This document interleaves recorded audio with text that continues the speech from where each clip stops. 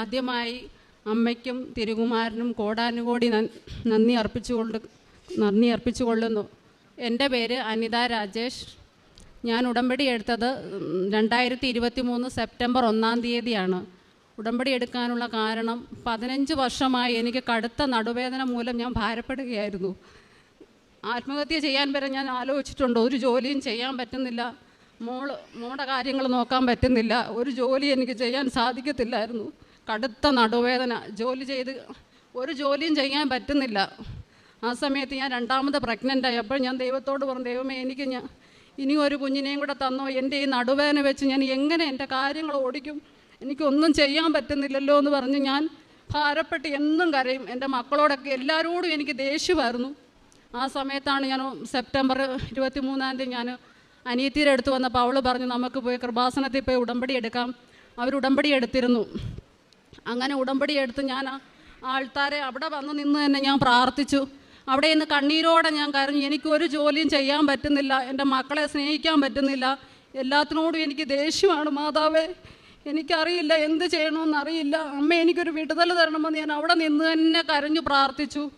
ഉടമ്പടിയിൽ ഞാൻ ആദ്യം വെച്ചതും അതുതന്നെയാണ്. എനിക്ക് ജോലി ചെയ്യാനായിട്ടുള്ള ഒരിത് തരണേ. എൻ്റെ മക്കളുടെ കാര്യങ്ങൾ നോക്കാൻ എനിക്ക് ആരോഗ്യം തരണം. എൻ്റെ കുഞ്ഞു കൊച്ചിനെ പോലും എനിക്ക് സ്നേഹിക്കാൻ പറ്റുന്നില്ല നടുവേദന മൂലം.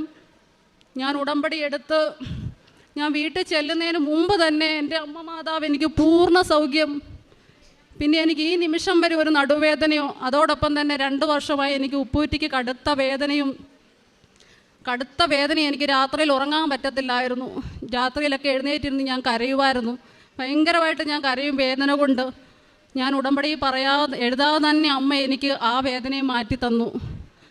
അതുപോലെ തന്നെ ഞാൻ എന്നും 2 തിരി കത്തിച്ച് ഞാൻ എൻ്റെ മക്കളെ സ്കൂളിൽ വിട്ടതിന് ശേഷം കൈകൾ വിരിച്ച് ഞാൻ കരഞ്ഞുകൊണ്ട് പ്രാർത്ഥിക്കും. എൻ്റെ ഭർത്താവിൻ്റെ അച്ഛൻ നേരത്തെ മരിച്ചുപോയി, അമ്മ മരിച്ചുപോയി. എൻ്റെ അച്ഛനും അമ്മയ്ക്കും ഒന്നും എൻ്റെ അടുത്ത് വരാൻ പറ്റാത്തൊരവസ്ഥയാണ്. എൻ്റെ സങ്കടങ്ങൾ പറയാൻ എനിക്ക് ആരുമില്ല. അച്ഛാന്ന് ഞാൻ യേശുവിനെ വിളിക്കുന്നത്. എൻ്റെ അച്ഛ, എൻ്റെ അമ്മ, എൻ്റെ സങ്കടങ്ങൾ, എൻ്റെ മക്കളെ വളർത്തണം, അവരുടെ മുന്നോട്ടുള്ള കാര്യങ്ങൾ എന്നെ ഒന്ന് ചേർത്ത് നിർത്തി എന്നെ ആശ്വസിപ്പിക്കാൻ എനിക്ക് ആരുമില്ല എന്ന് ഞാൻ എന്നും കരയും. എൻ്റെ മക്കളെ സ്കൂളിൽ വിട്ടതിന് ശേഷം എന്നും ഞാൻ കണ്ണീരോടെ ഞാൻ പ്രാർത്ഥിക്കും. വൈകിട്ട് മക്കളുടെ ഒപ്പം ഞങ്ങൾ ജപമാല ചൊല്ലി സന്ധ്യാപ്രാർത്ഥന ഭയങ്കര ഭക്തിയിൽ 8ാം ക്ലാസ്സിൽ പഠിക്കുന്ന എൻ്റെ മകളും UKG പഠിക്കുന്ന മോള്, അനിയത്തിയുടെ മോളും ഞങ്ങൾ ജപമാല കണ്ണീരോടെ ചൊല്ലി പ്രാർത്ഥന ചൊല്ലും. അന്ന് വൈകിട്ട് ഞാൻ ഇങ്ങനെ പറഞ്ഞായിരുന്നു, എന്നെ ചേർത്ത് നിർത്തി ഒന്ന് ആശ്വസിപ്പിക്കാൻ ആരുമില്ല, എൻ്റെ സങ്കടങ്ങൾ പറയാൻ ആരുമില്ല. ഞാൻ ഒച്ചത്തിൽ കരയും. പകൽ ഞാൻ 2 തിരി കത്തിച്ച് ഞാൻ പ്രാർത്ഥിച്ച് കരയും. എന്നെ ചേർത്ത് നിർത്തി എൻ്റെ സങ്കടങ്ങൾ കേൾക്കാനായിട്ട് ആരുമില്ല എൻ്റെ അച്ഛ, അമ്മ. അങ്ങനെ ഞാൻ കരഞ്ഞു പ്രാർത്ഥിച്ചു. ഉറക്കത്തിൽ എന്നെ യേശുവും മാതാവും എൻ്റെ അടുത്ത് വന്ന് ഞാൻ എൻ്റെ അമ്മയോട് പറയാം, അമ്മ ആരാന്നറിയത്തില്ല, യേശുവാണോ മാതാവാണോ ആരോ എൻ്റെ അടുത്തേക്ക് വരുന്നുണ്ട്. ഞാൻ അടുക്കളയെ മുഷിഞ്ഞ് നിൽക്കുവാണല്ലോ. എന്തൊരു തേജസ്സാമേ ഇവരെ കാണാനായിട്ട്. ഇവർ നമ്പൂതിരിമാർ വല്ലതും ആണോ? എന്തോ ആമ ഇവർ? എനിക്കൊന്നും മനസ്സിലാവുന്നില്ല, എനിക്ക് നോക്കാൻ പറ്റുന്നില്ല. അതുപോലെ തീഷ്ണതയോടെ പ്രകാശം അടിക്കുക എൻ്റെ മുഖത്തോട്ട്. സുന്ദരിയായ ഒരു സ്ത്രീയുണ്ട്, പ്രായം ചെന്നൊരമ്മയാണ്. ഇതെന്താ അമ്മ ഈ കാണുന്നത്? എനിക്കൊന്നും മനസ്സിലാവുന്നില്ല എന്ന് പറയുമ്പോൾ യേശു എന്നെ ഇങ്ങനെ നോക്കി നിൽക്കുവാണ്. ഞാൻ അപ്പോഴൊക്കെ കരയുക. എനിക്കൊന്നും മനസ്സിലാകുന്നില്ലല്ലോ എന്ന് പറയുമ്പോൾ ആ മാതാവ് എൻ്റെ അടുത്ത് വന്ന് എന്നെ ചേർത്ത് പിടിക്കുക. ഞാൻ ആ പകൽ കരഞ്ഞ് പറഞ്ഞ പോലെ തന്നെ അമ്മ മാതാവ് എന്നെ ചേർത്ത് കെട്ടിപ്പിടിക്കുവാണ്. അപ്പം ഞാൻ അമ്മയോട് പറയാം, അമ്മയെ കൃപാസന മാതാവ് എല്ലാവരുടെ അടുത്തും വരുന്നുണ്ട്, എൻ്റെ അടുത്ത് മാതാവ് വന്നതായിരിക്കും. പക്ഷേ ഇത് അമ്മയുടെ സെറ്റ് സാരിയൊക്കെ ഉടുത്ത് സുന്ദരിയായ ഒരു അമ്മയാണ്. ഇത് അമ്മ തന്നെയാണ്, അമ്മയായിരിക്കും. എനിക്കൊന്നും മനസ്സിലാകുന്നില്ല, എനിക്ക് നോക്കാൻ പറ്റുന്നില്ല. അത്ര തേജസ്സാണ് അവരുടെ അതിൽ നിന്ന് വരുന്നത്. അത് കഴിഞ്ഞപ്പോഴത്തേന് എന്നെ കാണിക്കുവാണ് കൊന്ത കാണിച്ച് ഞാൻ ചാടി എഴുന്നേക്കുവാണ്. അയ്യോ അമ്മയായിരുന്നല്ലോ. ഞാൻ എൻ്റെ അമ്മയോട് പറഞ്ഞു, അമ്മയെ കൃപാസന മാതാവ് യേശു അമ്മ എന്നെ കാണാൻ വന്നത്. എന്നെ ചേർത്ത് നിർത്തി. ഞാൻ പറഞ്ഞു, ഒരു സാക്ഷ്യത്തിൽ ഞാൻ കണ്ടിട്ടില്ല.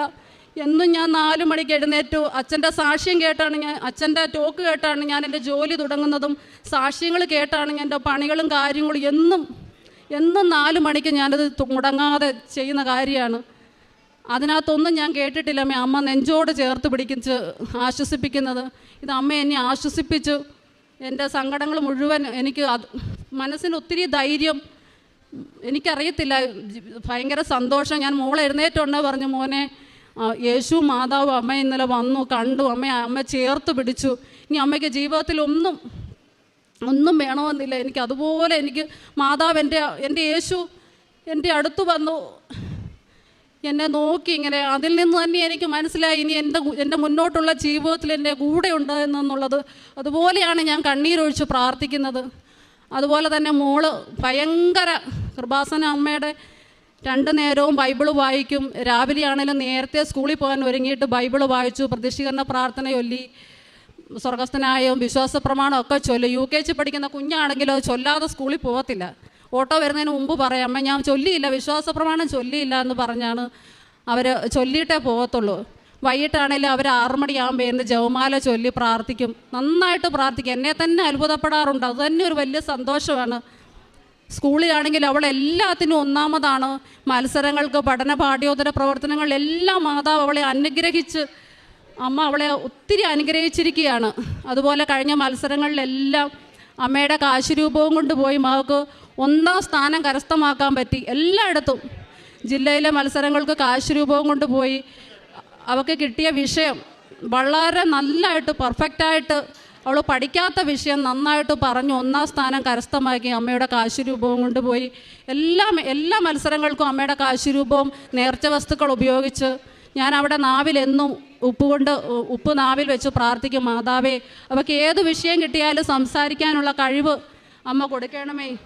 അതുപോലെ തന്നെ എല്ലാ മത്സരങ്ങൾക്കും വിജയം കൈവരിച്ചു. കലോത്സവത്തിന് അന്ന് രാവിലെ ഞാൻ മോളെ പ്രതിഷ്ഠീകരണ പ്രാർത്ഥന ചൊല്ലാൻ വിളിക്കുമ്പോൾ അവൾ കട്ടിലിൽ എഴുന്നേറ്റിരിക്കുകയായിരുന്നു.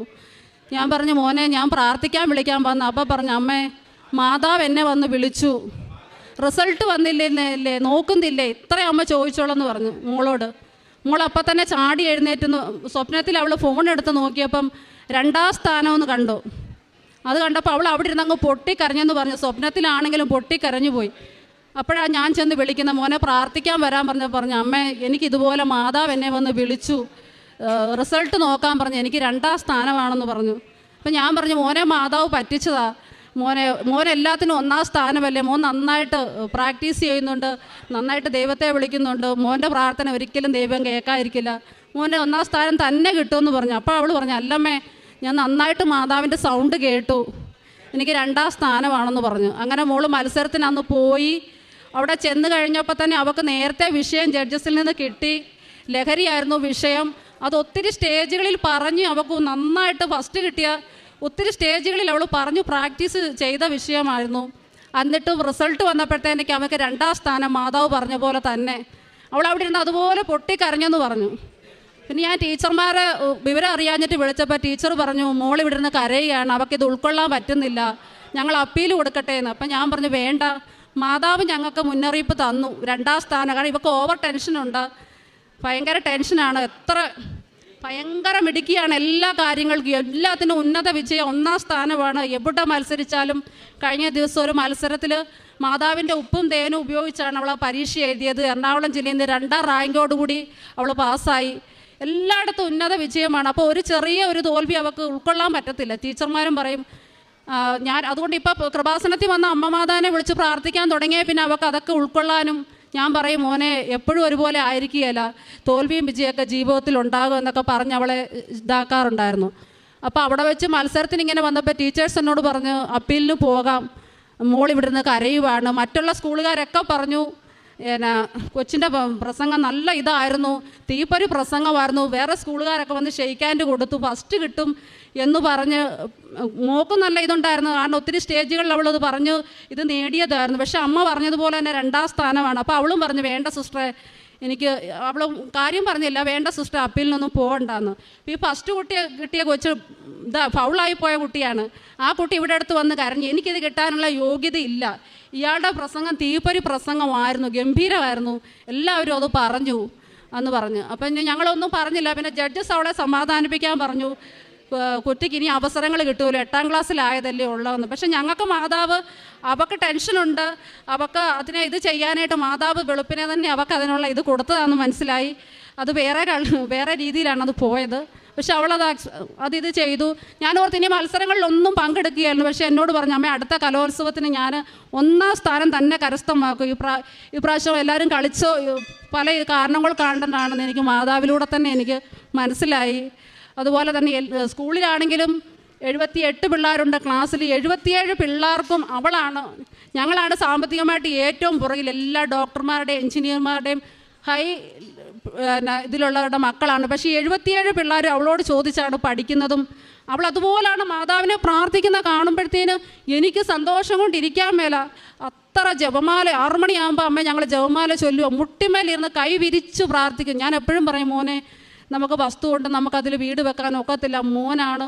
മോൻ്റെ പ്രാർത്ഥന നമ്മുടെ പ്രാർത്ഥന, അതിലൂടെ മാത്രമേ നമുക്ക് മുന്നോട്ട് ഒരു ഉയർച്ച ഉണ്ടാകുകയുള്ളൂ. മോനാണ് എൻ്റെ എല്ലാത്തിനും എന്നെ മുന്നോട്ട് ജീവിക്കാൻ പ്രേരിപ്പിക്കുന്നത്. മോൻ നന്നായിട്ട് പ്രാർത്ഥിക്കണമെന്ന് പറയും. നന്നായിട്ട് അമ്മ മാതാവിനെ വിളിച്ച് പ്രാർത്ഥിച്ച് എന്നും നേർച്ച വസ്തുക്കൾ 3 ഉപയോഗിച്ച് സ്കൂളിലാണെങ്കിലും ഓരോ കാര്യങ്ങൾക്ക് സിസ്റ്റേഴ്സൊക്കെ അവളെ വിളിക്കുമ്പോഴത്തേനും അവൾ പറഞ്ഞു, ഞാൻ ആദ്യം അമ്മ മാതാവിനെ വിളിച്ച് പ്രാർത്ഥിക്കും. കാശുരൂപ ബാഗിൽ ഒരെണ്ണം ഇട്ടിട്ടുണ്ട്. നേർച്ച വസ്തുക്കൾ 3 ഉപയോഗിച്ചിട്ടേ മക്കൾ സ്കൂളിൽ പോകത്തുള്ളൂ. അതിൻ്റെയൊക്കെ അനുഗ്രഹങ്ങൾ എല്ലാ കാര്യങ്ങൾക്കും അവൾക്ക് എപ്പോഴും പറയാം, അമ്മ മാതാവ് എനിക്കറിയത്തില്ല, സ്കൂളിൽ ഒരു ചെറിയ പ്രോഗ്രാം വന്നാലും അനുശ്രീ വരാൻ പറഞ്ഞ ഉടനെ ഞാൻ ഓടിച്ചെന്നങ്ങ് പ്രസംഗിക്കുകയാണ്. അവർ എൻ്റെ പ്രസംഗം കേട്ടിട്ട് എന്നെ വിളിച്ച് അനുമോദിക്കാതെ പോകത്തില്ലമ്മേ. അതുപോലെയാണ് ജപമാല ചൊല്ലുന്നതും പ്രാർത്ഥിക്കുന്നതും. UKG പഠിക്കുന്ന എൻ്റെ മോനാണെന്ന് പറഞ്ഞാലും അതുപോലെ ഈ ഡിസംബർ 1 എൻ്റെ ഇളയ മോനെ UKG പഠിക്കുന്ന കുഞ്ഞിന് കടുത്ത ജലദോഷവും പനിയും എല്ലാം കൂടെ രാത്രിയിൽ വന്നു. ഇടിയും മഴയാണ്, ഞങ്ങൾക്ക് ബൈക്കാണുള്ളത്. അപ്പം ഞാൻ പെട്ടെന്ന് അവന് ഫിറ്റ്സ് വരുന്ന പോലെ വന്നു. ഇന്ന് വരെ അങ്ങനെ വന്നിട്ടില്ല. എന്താണെന്ന് എനിക്ക് മനസ്സിലായില്ല. മോള് പഠിച്ചിട്ട് വന്ന് താമസിച്ച കടന്ന് അവൾ പറഞ്ഞു, അമ്മ ഇതെന്തു അമ്മ, കൊച്ചിന് എന്നാ പറ്റും? കൊച്ചു അബോധാവസ്ഥയിലോട്ട് പോവുകയാണ്, കയ്യും കാലും എല്ലാം വല്ലാത്തൊരവസ്ഥയിലായി. അവൻ മരിച്ചു പോകുന്ന ഒരവസ്ഥ വന്നു. UKG പഠിക്കുന്ന എൻ്റെ പൊന്നുമോൻ. അനിയത്തിയുടെ മോള് എൻ്റെ മോള് ഞാനും കൂടെ വിശ്വാസ പ്രമാണം ചൊല്ലി കരയുക. എന്തു ചെയ്യണമെന്ന് അറിയത്തില്ല, വല്ലാത്തൊരവസ്ഥ. ഞാൻ അന്നേരം മാതാവിനോട് പ്രതിഷ്ഠീകരണ പ്രാർത്ഥന എല്ലാം നോക്കി, എനിക്ക് പറ്റുന്നില്ല. മാതാവെ ഞാൻ എന്ത് ചെയ്യും? ഈ ഇടിയും മഴയത്ത് ഞാൻ നനഞ്ഞ് ബൈക്കാൻ എങ്ങനെ കൊണ്ടുപോകും? ഈ 2 മക്കളെ ഇട്ടേച്ച് ഞാൻ എങ്ങനെ പോകും? അയലോക്കമൊന്നുമില്ല. പെട്ടെന്ന് അമ്മ എന്നോട് പറയുക, നീ തൈലം എടുത്ത് പുരട്ടാൻ എനിക്കോട് പറയുന്ന പോലെ എനിക്ക് തോന്നി. എനിക്കൊന്നും ചെയ്യാൻ പറ്റുന്നില്ല.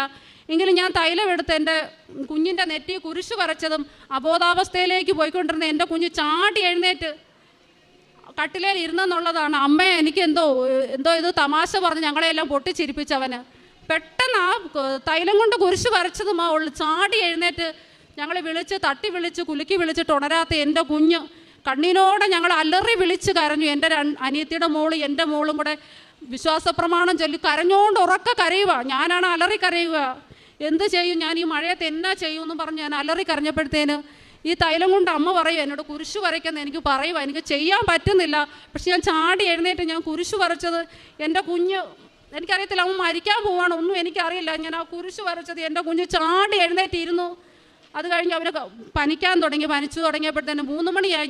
ഞാൻ തുടച്ചിരിക്കുക. ഭർത്താവും അടുത്ത് ഇരിപ്പുണ്ട്. അപ്പം ഞാൻ പറഞ്ഞു, മാതാവേ ഞാൻ 4 മണിക്ക് എഴുന്നേറ്റ് ജോലി ചെയ്യുന്നതല്ലേ അമ്മ, എനിക്കൊന്ന് ഉറങ്ങണ്ടേ? ഈ പനിയൊന്നും അമ്മ വിടുവിച്ചതാ, അതിനൊരു വിടുതലിതാ അമ്മേ. അന്ന് ഞാൻ പറഞ്ഞപ്പോഴത്തേനാ പിടിച്ചു കെട്ടി പോലെ അവൻ്റെ പനിയിൽ നിന്നു. അമ്മ എനിക്ക് 1 മണിക്കൂറെങ്കിലും ഒന്ന് ഉറങ്ങണം. അവൻ്റെ പനിയിൽ നിന്ന് ഞാൻ ഉറങ്ങുകയും ചെയ്ത്. ഞാൻ പിറ്റേ ദിവസം അവ സ്കൂളിൽ പോവുകയും ചെയ്തു. ഞാൻ ഡോക്ടറെ അടുത്ത് കൊണ്ടുപോയില്ല. അപ്പം ഞാൻ ഡോക്ടറെ 2 ദിവസം കഴിഞ്ഞ് ചുമ്മാ ഡോക്ടറോട് ചോദിച്ചു, പിള്ളേരുടെ ഡോക്ടറോട് ചോദിച്ചു, ഇതുപോലെ ഒന്ന് കാണിച്ചു. അത് എന്താവാന്ന് ചോദിച്ചാൽ പറഞ്ഞത് ഫിക്സാണ്. ഇത് എന്ത് ചെയ്തെന്ന് ചോദിച്ചു. ഞാനൊന്നും പറഞ്ഞില്ല. ഒത്തിരി പേഷ്യൻസൊക്കെ കാണാൻ നിൽക്കുമോ. ഞാൻ പറഞ്ഞു, ഡോക്ടർ ഇനി അങ്ങനെ വരാതിരിക്കാൻ നോക്കണം, എന്തോ ഒരു ഇതുകൊണ്ടാണ് കൊച്ച്, അല്ലെങ്കിൽ വേറെ ഏതെങ്കിലുമൊക്കെ അവസ്ഥയിലായി പോയേനേന്ന് പറഞ്ഞു. ആ തൈലം കൊണ്ട് കുരിശ് വരച്ചത് ഞങ്ങൾക്ക്, എൻ്റെ മക്കൾ 2 പേര് ഇന്നലെ വന്നിരുന്നു സാക്ഷ്യം പറയാം. പക്ഷെ ഞങ്ങൾക്ക് പറ്റിയില്ല. അവർക്കും അറിയാം, എൻ്റെ ഒപ്പം നിന്ന് അവർക്കും അറിയാം. തൈലം കൊണ്ട് കുരിശ് വരച്ചു. എൻ്റെ കുഞ്ഞ് ചാടി എഴുന്നേറ്റ്. എനിക്കത് അപ്പം തന്നെ ഞാൻ പറഞ്ഞു, മാതാവേ ഞാൻ ഈ അവധിക്ക് തന്നെ, ഈ ക്രിസ്മസിൻ്റെ അവധിക്ക് തന്നെ ഞാനിവിടെ ഒന്ന് സാക്ഷ്യം പറയാം. അത്ര ഒരു അനുഗ്രഹമായിരുന്നു. അത് കഴിഞ്ഞാൽ പിന്നെ എനിക്ക് ഭയങ്കര ടെൻഷൻ, ഇത് വരുമോ. ഞാൻ അമ്മയോട് കരഞ്ഞു പ്രാർത്ഥിക്കുന്നുണ്ടെങ്കിലും ഇവൻ ഓടി വീഴുമ്പോഴോ പിടിക്കുമ്പോഴോ ഒക്കെ ഞാൻ അങ്ങ് ആദ്യം എടുത്ത് നടക്കുകയാണ്. അപ്പോൾ കഴിഞ്ഞ ദിവസം എനിക്ക് ഭയങ്കര വയ്യാഴിക, എനിക്ക് ജോലി ചെയ്യാൻ പറ്റുന്നില്ല, ഒന്നും ചെയ്യാൻ പറ്റുന്നില്ല. ഞാനന്നേരം മാതാവിനോട് പറഞ്ഞു, മാതാവ് എൻ്റെ ഉച്ചി തൊട്ട് ഉള്ളംകാല് വരെ എനിക്ക് പെരുത്ത് കയറുന്നു, എനിക്ക് പണി ചെയ്യാൻ പറ്റുന്നില്ല. അമ്മയ്ക്ക് അറിയത്തില്ലേ അമ്മേ, ഞാൻ 4 മണിക്ക് എഴുന്നേറ്റ് ജോലി ചെയ്യുന്നു, ഭർത്താവിന് 5:45 ആകുമ്പോൾ പോകണം, 3 മക്കളെ സ്കൂളിൽ വിടണം. എനിക്കൊരു വയ്യാഴിക വന്നു കഴിഞ്ഞാൽ ഇവിടുത്തെ അവസ്ഥ എന്താവും അമ്മേ, അമ്മയ്ക്ക് അത്രയും അറിയില്ലേ അമ്മയെന്ന് ചോദിച്ച് ഞാൻ കരഞ്ഞു. കരഞ്ഞിട്ട് ഞാൻ തൈലം എടുത്ത് നെറ്റി കുരിശ് വരച്ചു. ഉപ്പും തേനും കഴിച്ചിട്ട് പ്രതീക്ഷീകരണ പ്രാർത്ഥന ചൊല്ലി ഞാൻ കരഞ്ഞു. മാതാവേ, എല്ലാം ഞാൻ അമ്മയോടാണ് പറയുന്നത്, ഞാൻ വേറെ ആരോടും ഞാൻ പറയാറില്ല. പിന്നെ അമ്മ, എനിക്ക് ഇപ്പം നാളെ സ്കൂൾ അടയ്ക്കുകയാണ്, അമ്മയുടെ അടുത്ത് എനിക്ക് മക്കളെയും കൊണ്ട് വരേണ്ടതല്ലേ അമ്മ, എന്നിട്ട് എനിക്കിപ്പം ഈ വയ്യാഴിക തന്ന എന്താ അമ്മയും ചോദിച്ചു. അപ്പം തന്നെ എനിക്കൊന്ന് ഉറങ്ങണം അമ്മ, അമ്മ എന്നെ ചേർത്ത് പിടിച്ച പോലെ തന്നെ ഞാൻ അമ്മയെ ചേർത്ത് പിടിച്ചൊന്ന് ഉറങ്ങിക്കോട്ടെ എന്ന് ചോദിച്ചു. ഏതായാലും ഞാൻ നന്നായിട്ട് ഉറങ്ങി. 4 മണിയായപ്പോൾ എഴുന്നേറ്റപ്പോൾ എനിക്ക് അതേ അവസ്ഥ തന്നെ. ഹസ്ബൻഡ് ലാബ് ടെക്നീഷ്യനാണ്. പുള്ളിക്കാരൻ ബ്ലഡ് എടുത്തുകൊണ്ട് നോക്കിയിട്ട് പറഞ്ഞു, കൊളസ്ട്രോൾ കൂടുതലാണ് കാണിക്കുന്നത്, കുഴപ്പമില്ല, ഒരു ശകലം കൂടുതലേ ഉള്ളൂ, പേടിക്കാനൊന്നും ഇല്ലെന്ന് പറഞ്ഞു. പക്ഷേ എനിക്ക് ജോലി ചെയ്യാൻ പറ്റുന്നില്ല. ഞാൻ ഇഴഞ്ഞിഴഞ്ഞ് ജോലി ചെയ്ത് മക്കളെ സ്കൂളിൽ വിട്ട ഓട്ടോയിൽ തന്നെ ഞാൻ ഡോക്ടറെ അടുത്ത് ചെന്നപ്പം ഞാൻ വചനം ഇങ്ങനെ ചെവി കേട്ടോണ്ടാണ് ഞാൻ ഡോക്ടറെ അടുത്ത് കയറുന്നത് തന്നെ. മാതാവിനോട് പ്രാർത്ഥിച്ച, അമ്മ മാതാവേ, അമ്മ എൻ്റെ കൂടെ കയറണം, അമ്മയായിരിക്കണം സംസാരിക്കുന്നതും, അമ്മ എൻ്റെ കൂടെ കയറണം, ഞാൻ ഇങ്ങനെ തന്നെ, ഇനി എനിക്ക് വേറെ മരുന്ന് എഴുതല്ലേ, വേറെ ചെക്കപ്പ് എഴുതല്ലേ, ഒന്നും എഴുതല്ലേ, പിള്ളേരുടെ അടുത്ത് ആരുമില്ല, പരീക്ഷയാണ് എന്ന് ഞാൻ അങ്ങനെ പറഞ്ഞു തന്നെ ഡോക്ടറെ അടുത്ത് കയറിയപ്പോൾ ഡോക്ടർ എൻ്റെ ലക്ഷണങ്ങളൊക്കെ കണ്ടിട്ട് വേറെ ഡോക്ടറെ അടുത്ത് പറഞ്ഞു വിട്ടു. അവിടെ ചെന്നപ്പോഴും അവർ പറഞ്ഞു തൈറോയിഡ് നോക്കിയിട്ട് വരാൻ പറഞ്ഞു. വീട്ടിൽ വന്നപ്പോൾ ഹസ്ബൻഡ് പറഞ്ഞു, പുള്ളി അത് കാര്യമാക്കി എടുക്കുന്നത്, കാരണം ഞാൻ ജോലി ചെയ്തങ്ങ് നടക്കുമോ, വയ്യെങ്കിലും ഞാൻ ജോലി ചെയ്യുക. എന്നോട് പറഞ്ഞു നാളെ ഡീറ്റെയിൽ ആയിട്ട് ചെക്കപ്പ് നടത്തിയിട്ട് ടെസ്റ്റ് നടത്തിയിട്ട് ഡോക്ടറെ കാണാമെന്ന്. ഞാൻ എന്നിട്ട് പറഞ്ഞു, ഞാൻ ഇന്നത്തെ രാത്രി എങ്ങനെ ഉറങ്ങും, ഇന്നലെ ഞാൻ മാതാവിനെ കെട്ടിപ്പിടിച്ചാണ് ഉറങ്ങിയത്, ഇന്ന് ഞാൻ എങ്ങനെ ഉറങ്ങുമെന്ന് ചോദിച്ചപ്പോൾ പുള്ളി ചിരിച്ചതേ ഉള്ളൂ. കാരണം ഞാൻ വയ്യാലും ഞാൻ മക്കളെ ഓർത്ത് ജോലി ചെയ്ത് നടക്കുക. അന്ന് രാത്രിയിൽ എനിക്ക് അതേ അവസ്ഥ തന്നെ, എനിക്ക് ഉറങ്ങാൻ പറ്റുന്നില്ല, ഉച്ച തൊട്ട് ഉള്ളംകാല് തൊട്ട് എനിക്ക് വല്ലാത്തൊരവസ്ഥ. ഞാൻ ആരെയും വിളിച്ചില്ല, ഞാൻ മാതാവിനെ വിളിച്ച് കരഞ്ഞു, ഭയങ്കരമായിട്ട് ഞാൻ കരഞ്ഞു. മാതാവേ, ഇത് എന്താ മാതാവേ എന്നെ പരീക്ഷിക്കുന്നത്, അമ്മയും അച്ഛനും അല്ലാതെ വേറെ ആരും എനിക്കില്ലല്ലോ, മക്കൾക്ക് നാളെ സ്കൂൾ അടയ്ക്കുകയാണല്ലോ, ഞാൻ എന്ത് ചെയ്യും, ഞാൻ എങ്ങനെ ഡോക്ടറെ അടുത്ത് പോയി, ഈ UKG പഠിക്കുന്ന മോനാണ്, ഭയങ്കര വികൃതിയാണ്, ഞാൻ ഇവനെ കൊണ്ട് എങ്ങനെ പോകും അമ്മയെന്ന് ഞാൻ കരഞ്ഞു. നേർച്ച വസ്തുക്കളെല്ലാം ഉപയോഗിച്ച് പ്രതീക്ഷിക്കുന്ന പ്രാർത്ഥന പോലും ഞാൻ കണ്ണീരോടെ കരഞ്ഞു. എനിക്ക് ഉറങ്ങണം അമ്മേ, എനിക്ക് ഉറങ്ങാതെ പറ്റത്തില്ല അമ്മയെന്ന് ഞാൻ കരഞ്ഞു പ്രാർത്ഥിച്ച്. ഞാൻ കാശുരൂപവും കയ്യിൽ പിടിച്ച് അമ്മയുടെ പ്രതീക്ഷീകരണത്തിൻ്റെ പുസ്തകം വെച്ച് ഞാൻ കടന്നത് മാത്രമേ ഓർമ്മയുള്ളൂ. 4-ന് അലാറം അടിച്ച് ഞാൻ ഉണർന്നപ്പം എനിക്ക് എന്തെന്നില്ലാത്ത ഒരു ശരീരത്തിന് സുഖം, എല്ലാത്തിൽ നിന്നും എനിക്ക് എൻ്റെ അമ്മ മാതാവ് എനിക്ക് വിടുതൽ തന്നെന്നുള്ളതാണ്. ഭർത്താവ് 4 മണിയായപ്പോൾ തന്നെ ഞാൻ പറഞ്ഞു, എനിക്കൊന്ന് കടുങ്കാപ്പി കുടിക്കണം, എൻ്റെ ബ്ലഡ് ഒന്ന് എടുക്കാവോ ചോദിച്ചു. അപ്പോൾ പുള്ളിക്കാരൻ ബ്ലഡ് എടുത്തിട്ട് കുളിക്കാൻ കയറിയ സമയത്ത് ഞാൻ ബ്ലഡ് എടുത്ത കവറിനകത്ത് ഞാൻ ഉപ്പിട്ട് പ്രാർത്ഥിച്ചു, മാതാവേ, ഇതിൻ്റെ റിസൾട്ട് അമ്മ എഴുതണം, എനിക്ക് വൈകിട്ട് തന്നെ അമ്മ വിടുതൽ തന്നു, അമ്മ എനിക്ക് രാത്രി തന്നെ വിടുതൽ തന്നു, എന്നാലും ഇതിൻ്റെ റിസൾട്ട് അമ്മ എഴുതണം, വേറെ ആരും എഴുതണ്ട, ഞാൻ ആശുപത്രി പോവുകയില്ല, കൊച്ചുങ്ങൾക്ക് ഇന്ന് സ്കൂൾ അടയ്ക്കും, എനിക്ക് അവധിക്ക് അമ്മയുടെ അടുത്ത് വരണം, ഞാൻ ആശുപത്രിയിലും പോവുകയില്ല, അമ്മയുണ്ടല്ലോ, അമ്മയ്ക്ക് എൻ്റെ കാര്യങ്ങളൊക്കെ അറിയാമല്ലോ, പിന്നെ എന്തിനാ അമ്മ എന്നെ ഈ പരീക്ഷിക്കുന്നത്. ഉപ്പിട്ട് പ്രാർത്ഥിച്ച് ഞാൻ മിണ്ടാതിരുന്നു. പുള്ളിക്കാരൻ ബ്ലഡ് എടുത്തുകൊണ്ട് എനിക്ക് അപ്പം തന്നെ ശരീരത്തിന് പൂർണ്ണ സൗഖ്യം കിട്ടിയായിരുന്നു. ബ്ലഡ് എടുത്തുകൊണ്ട് പോയിട്ട് ഇടയ്ക്കിടയ്ക്ക് വിളിച്ച് കളിയാക്കും. മോളോട് ചോദിക്കും, അമ്മ എന്തിയേ, അമ്മയ്ക്ക് എപ്പോഴും അസുഖമാണെന്നുള്ള ചിന്തയാണ്, രോഗം ഇല്ലാതിരിക്കാൻ പ്രാർത്ഥിക്കാൻ, അങ്ങനെയൊക്കെ കളിയാക്കുമായിരുന്നു.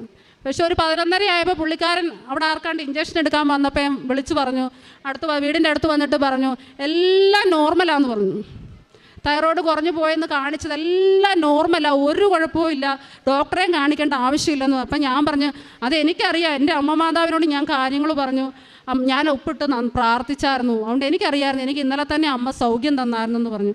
അതുപോലെ ഈ ഡിസംബർ മാസം തന്നെയാണ് എനിക്ക് 2 അത്ഭുതങ്ങൾ എൻ്റെ വീട്ടിൽ, അമ്മ മാതാവും അച്ഛനും എനിക്ക് എൻ്റെ സങ്കടങ്ങൾ അറിഞ്ഞു. കാരണം അദ്ദേഹത്തിന് തുച്ഛമായ ശമ്പളമാണ്, ഞാനത് എപ്പോഴും മാതാവിനോട് പറയും, ഹസ്ബൻഡിന് തുച്ഛമായ ശമ്പളമാണ്, മക്കൾ പഠിക്കുന്നുണ്ട്, വാടക, വെള്ളത്തിൻ്റെ ബില്ല്, കറണ്ട് ബില്ല്, ഞാൻ പുള്ളിയോട് സങ്കടങ്ങളൊന്നും പറയില്ല, എല്ലാം അമ്മ മാതാവിനോടാണ് ഞാൻ പറയാറുള്ളത്.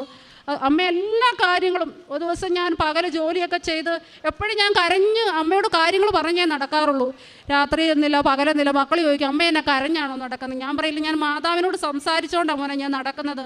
മോൻ്റെ മുന്നോട്ടുള്ള പഠിത്തങ്ങൾ, നമുക്ക് പൈസയില്ല, വീടില്ല, എല്ലാ കാര്യങ്ങളിലും അമ്മ നമ്മളെ ഇങ്ങനെ മുന്നോട്ട്, എന്നെ എപ്പോഴും, എനിക്കറിയില്ല, ഞാൻ വിളിക്കുമ്പോൾ വിളി പുറത്താണ്. ഞാൻ ഉടമ്പടി എടുത്തതിന് ശേഷം ഇന്ന് ഞാൻ പുതുക്കുകയായിരുന്നു, എപ്പോഴും അമ്മ എൻ്റെ കൂടെ വന്ന് എൻ്റെ മക്കളുടെയും കൂടെ, മോടെ കൂടെയാണേലും അതുപോലെയാണ് ഞങ്ങൾ പ്രാർത്ഥിക്കുന്നത്. എൻ്റെ മക്കളുടെ പ്രാർത്ഥന കണ്ടു കഴിഞ്ഞാൽ തന്നെ വീട്ടിൽ വരുന്നവരാണേലും ആരാണേലും പറഞ്ഞു പോകും, ജപമാല ചൊല്ലി അവർ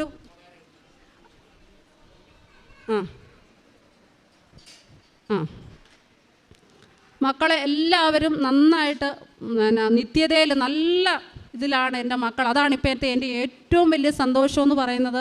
മക്കൾ പ്രാർത്ഥിച്ച് UKG പഠിക്കുന്ന കുഞ്ഞാണേലും 8ാം ക്ലാസ്സിൽ പഠിക്കുന്ന എൻ്റെ മോളാണേലും എല്ലാവരും പ്രാർത്ഥനയും സന്തോഷം എല്ലാവർക്കും കൃപ. അമ്മ മാതാവിൻ്റെ അടുത്ത് വന്ന് നല്ല മനസ്സ് നിറഞ്ഞ് ഞങ്ങൾക്ക് എല്ലാവർക്കും ഭയങ്കര സന്തോഷമാണ്. ഇന്നലെ മക്കളെല്ലാം വന്നു. ഞങ്ങൾ പത്രം കാരുണ്യ പ്രവൃത്തി ഞാൻ പത്രം ഗവൺമെൻറ് ആശുപത്രികളിലെല്ലാം കൊണ്ട് കൊടുത്ത് ആൾക്കാർ പിന്നെ എന്നോട് ചോദിക്കുകയായിരുന്നു. ഞാൻ പിന്നെ അവരോടൊക്കെ ഞാൻ പറഞ്ഞു, നിങ്ങൾ പള്ളിയിൽ പോകണം, ഇന്നപോലെ എൻ്റെ 15 വർഷമായ നടുവേദന മാറി അത് പറഞ്ഞു. പിന്നെ ഞാൻ അനാഥാലയത്തിലേക്ക് ചോറ് കൊടുത്ത് വിടാറുണ്ട്. അപ്പോൾ ഒക്കെ എല്ലാവരും പറയും ചോറ് അച്ചാറോ ചമ്മന്തിയോ എന്തേലും പൊതിക്കകത്ത് വെച്ചാൽ മതിയെന്ന്. പക്ഷേ ഞാൻ ചോറ് മീൻകറിയും മീൻ വറുത്തതും ഒക്കെ വെച്ച് സന്തോഷത്തോടെ തന്നെ, പ്രായമുള്ളവരാണ് കഴിക്കുന്നെങ്കിൽ അവർക്ക് മീൻകറിയൊക്കെ കൂട്ടി കഴിക്കാൻ ഇഷ്ടമാണല്ലോ, ഞാൻ അതുകൊണ്ട് വളരെ സംതൃപ്തിയോടെ ചോറും മീൻകറിയൊക്കെ വെച്ച് തോരനും ഒക്കെ വെച്ച് നന്നായിട്ട് കഴിക്കുന്നവർ നന്നായിട്ട് കുറ്റം പറയാതെ കഴിക്കത്തക്ക രീതിയിൽ കൊടുക്കും. അതുപോലെ തന്നെ അനാഥാലയത്തിലേക്ക് ഡ്രസ്സുകൾ ഒക്കെ എനിക്ക് കൊടുക്കാൻ സാധിച്ചു. ഒക്കെ വളരെ സന്തോഷത്തോടുകൂടി തന്നെയാണ് ഞാൻ എൻ്റെ അമ്മയെ അച്ഛനെയും ഓർത്തുകൊണ്ട് തന്നെ വളരെ സന്തോഷത്തോടെ തന്നെ അമ്മ മാതാവ് ഇനിയും മുന്നോട്ട് അമ്മയും അച്ഛനും എൻ്റെ കൂടെ ഉണ്ട്, എൻ്റെ കൂടെയുണ്ട്. എല്ലാവരെയും നിങ്ങളെയും അനുഗ്രഹിക്കട്ടെ എന്ന് ഞാൻ പറഞ്ഞുകൊണ്ട് നിർത്തുന്നു.